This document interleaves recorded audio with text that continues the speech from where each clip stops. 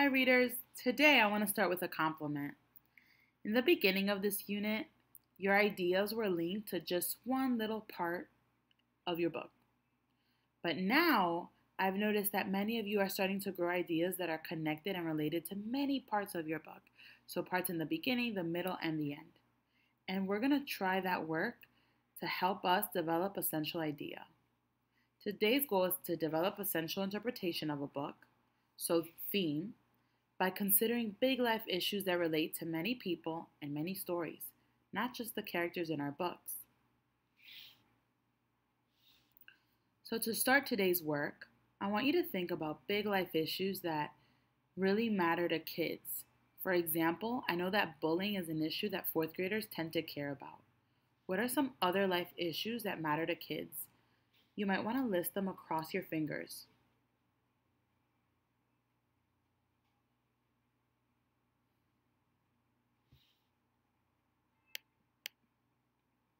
Great.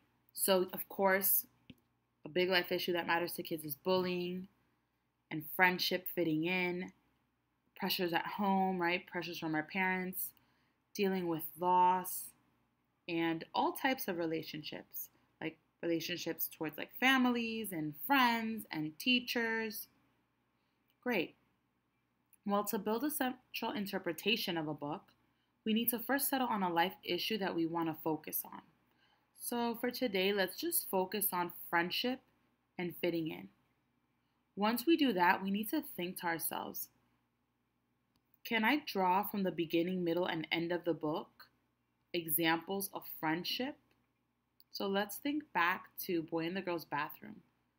Is friendship a big life issue that I can find in the beginning of the book, in the middle, and in the end? Think to yourself. Think one example in the book of friendship from the beginning, middle, or end.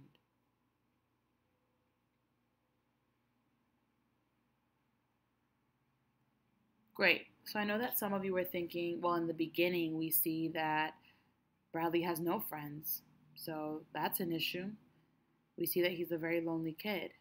And then this new character comes in, Jeff, and they start to form a friendship. After that, Bradley starts to form a friendship with Carla.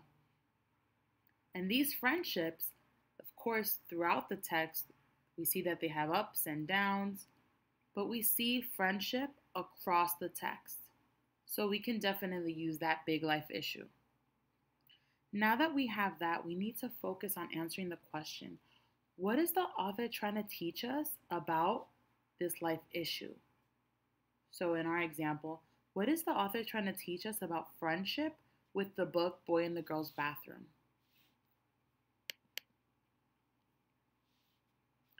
And we might want to use some of these thought prompts. And again, this is a reminder because we've done this in class. So let's try this work.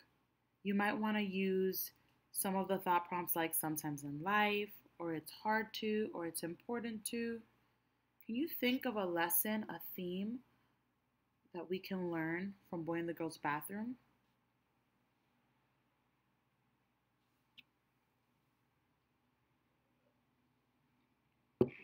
Great.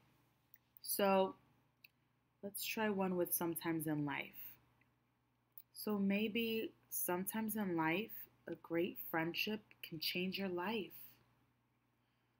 I think that's a very beautiful thing that we learned from the book because Carla comes into his life and really changes Bradley for the better. And of course, she says that he also helps her grow. Let's try a different one. Maybe it's important to. It's important to learn that friendship is a two-way street because you're not going to have friends if you're not friendly.